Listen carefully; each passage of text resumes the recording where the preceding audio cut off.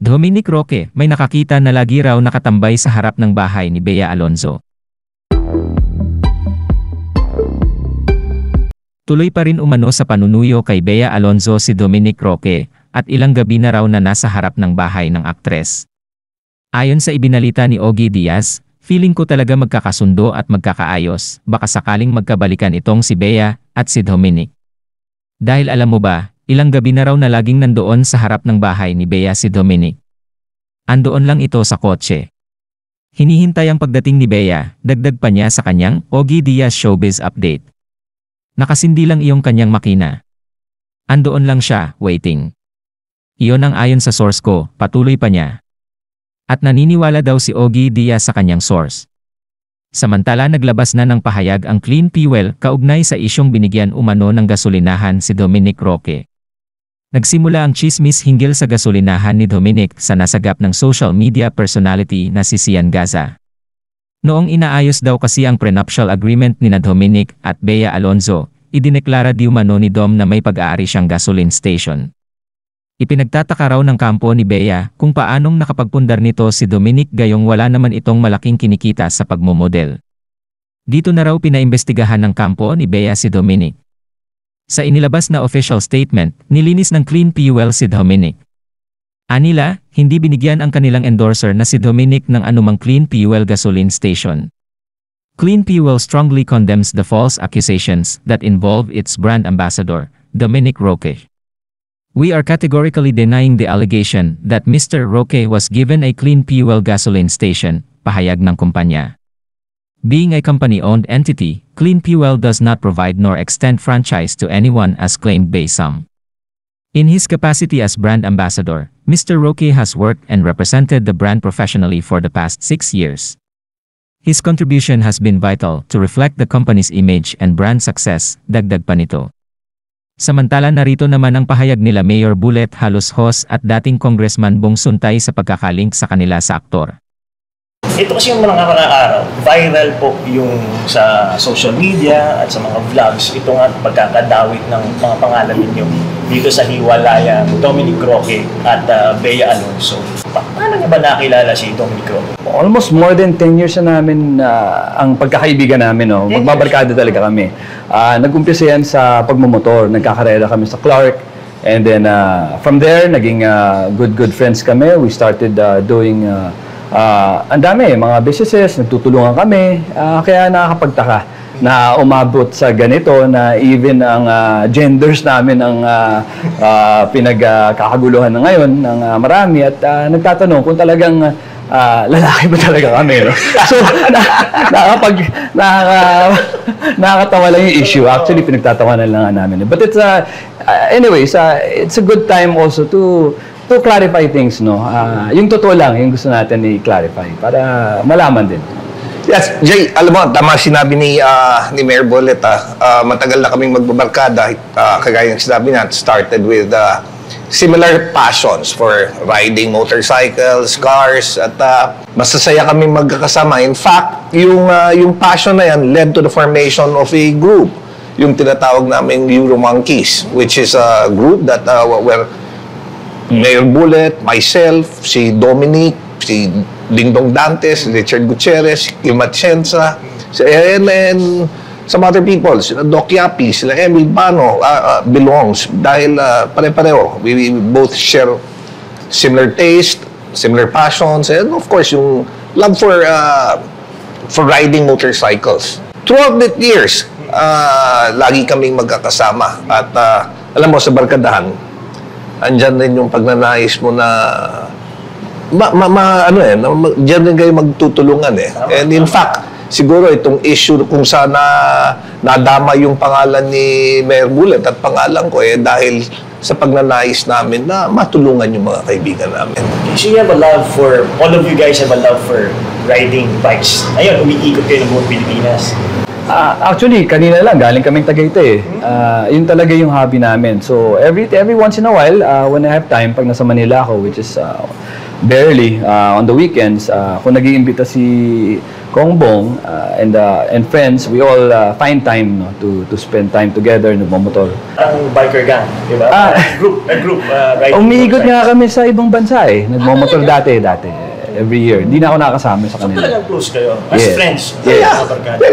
Very close kami. Himayin natin yung issue kasi mga kumakalat kay Mayor Bullet muna. No? Kasi sinasabi doon sa mga vlogs na may mga nagsasabi na parang sugar daddy ka raw. Pangit naman. Pangit naman pakinggan, sugar daddy. Hindi naman minute okay, tsaka. Nagatawa talaga. Yun nga. Yun nga, sugar daddy na binahay mo raw siya sa isang kondo na mamahaling kondo. Okay. Ay, clarify ko lang, no? O nga, Daddy Bullet. Daddy na talaga. Bakla na matanda pa. Ano ba naman yan? Actually, yung condo, no, totoo, akin talaga yun. I've had it for quite some time, no. Congressman pa lang ako. Pre-selling pa nga, nakuha ko yan. Dalawa yan eh. Ginawa ko siyang Airbnb, but because of the pandemic, pinagbawalan kami i-open for Airbnb. And siyempre, as a friend, barkada, si Dom asked me if I wanted to have it rented. Eh, hindi ko naman ginagamit kasi I stay in the Pitan City now and I live in Alabang. So, siyempre, ipaparent natin sa barkada natin for a good price. And natawa lang ako kung bakit tumalon yung issue from business to binahay na eh. Diba? So, sana naman itong mga nagkakalat, yung mga that are claiming that they are mga batikang journalists, no? Sana naman, ingat-ingat din kasi they have a responsibility to the people na dapat fact-finding. Hindi yung nalaman nila na nasa pangalan ko yung kondo, sugar daddy na ako bigla, di ba? So, hindi ba pwedeng nirent? Hindi ba pwedeng binibenta? There's so many, tumalon ka agad eh. Ang problema doon, sinakyan eh, ginagaslight nila yung issue eh.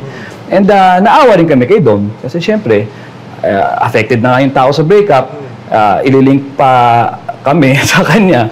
So kami, pinagtatawanan lang talaga namin. But at some point, no, kailangan talaga tumigil. And I think these people have to also be reprimanded. No? Kailangan may consequences din yung may batas tayo eh. No? So, Pero magkano upahan dito sa... usually, a unit like mine, siguro 100 plus. Back then. Yeah. Pero ang usapan namin ni Dom, 50% lang, provided na aayusin niya. So, inayos niya lahat. Yung pinakita niya sa video, totoo yun. Inayos niya from the ground up. Sabi ko, sige, wala akong gagawin. Kasi sira-sira na rin siya. Tumutuklap na yung sahig. Pinatiles na niya. Sabi ko, sige bro, ayusin mo. At least wala na akong gastos. At the same time, kumikita pa ako konti. No? So, he was already staying there for almost 3 years. Matagal na rin eh. So, ngayon na, yun na, sinakyan pa nila. And at least, sana naman mas mataas na yung renta ngayon pagkatapos sa iwanan ni Dom yung unit, no? So, yun na. Just para lang ma-clarify, no? May proof ka ba na talagang binabayaran mo? Oo naman, pinadala ko sa yung text eh. Inaano ko siya eh, pare bayaran mo na yung utang ko. And I'd wait for a couple of months before he'd make the deposits eh. Like, okay lang, sige lang. No problem, di naman ako nagmamadali. Importante, the place is being rented and hindi siya nasisira. So, wala namang ibang... Kasi wala namang gumamit, yun na nga. pinahiram mo lang Yun na sa nga. kaibigan. Hindi, pinapabayad ko sa kanya. Hindi pinahiram. Oo. Hindi ko din siya binahay. Clarify lang Baka kasi... nowadays sensitive na ako sa mga usapang ganyan. Kailangan, pati damit ko, kailangan talagang hindi pwedeng mag-pink. Hindi pwedeng... Nothing against the LGBTQ. Kaibigan tayo lahat. Pero hindi talaga ako. So, I guess. Kay Kongbong naman, sa'yo naman, iba naman ba ito sa issue? Alam naman natin na ambassador si Dominic Roque sa mga clean fuel gasoline stations mo. Ngayon naman, sinasabi na binigyan mo raw siya ng gasolinahan. Well, alam mo, kagaya ng sinabi ni Bullet, it's very easy naman to find the truth kung talagang itong mga sinasabi natin mga batikang reporters, journalists, kung gusto nila malaman kung ano ito madaling malaman naman eh. Pero siyempre, kung ang purpose is yung pang-iintriga, then it doesn't matter kung ano yung totoo. Si Dom, as I mentioned, from being a friend na mahilig sa motor, nangangarera yan eh. Parang si Mayor Bullet, nangangarera ng motorsiklo yan dati eh. So because mahilig rin siyang sa motorsports, nung nagkaroon ang kumpanya ko, yung Clean Fuel, nung nagkaroon kami ng team, yung Formula V, yun yung predecessor ng ng Vios Cup. Okay. So nung nagkaroon ng Formula V, I decided to get a team, to put a team doon sa karera na yan. And kinailangan ko ng celebrity driver. Kasi yung meron kaming professional driver, tapos nung kumuha rin kami ng celebrity driver. Siyempre, sino pa ba yung kukunin ko? Di kukunin ko na yung kaibigan ko to drive for us. So doon si Dominic yung naging celebrity driver. And then from there on, dahil alam mo, mabait si Dom, ginawa ko na rin siyang brand ambassador ng Clean Fuel. So, hindi lang ngayon yan eh.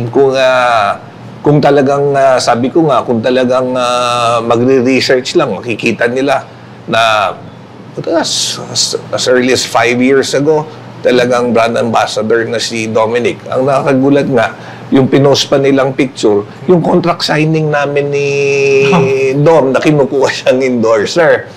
Pero, wala naman din katotohanan na binigyan siya ng gasoline na He's present doon sa yung contract signing na yon was yung contract signing between myself as president of Clean Fuel and him as yung aming brand ambassador. Tapos may mga picture na nasa ribbon cutting siya because that's part of his responsibility as brand ambassador of Clean Fuel to attend yung mga ribbon cutting ng Clean Fuel. Kaya ako nung una natatawa, I was taking it lightly. In fact, sabi ko nga sa kaibigan ko, uy, okay to ha. Nakakakuha ng libreng advertisement ng Clean Fuel. Oo. Tsaka dumami yung followers ko. Oo. Tinignan ko rin yung followers ni Mayor Bullet. Nakita kong pasikat na siya ngayon. So siguro pagka natapos yung kontrata ni Dom, si Bullet naman ako yung endorser dahil sikat na rin eh. Kahit kailan, hindi kayo tinanong ng mga vloggers or reach out? Wala. Walang Talagang demolition job eh. I hope na because of this, magkakapangil na yung batas and I will do some legal actions against this.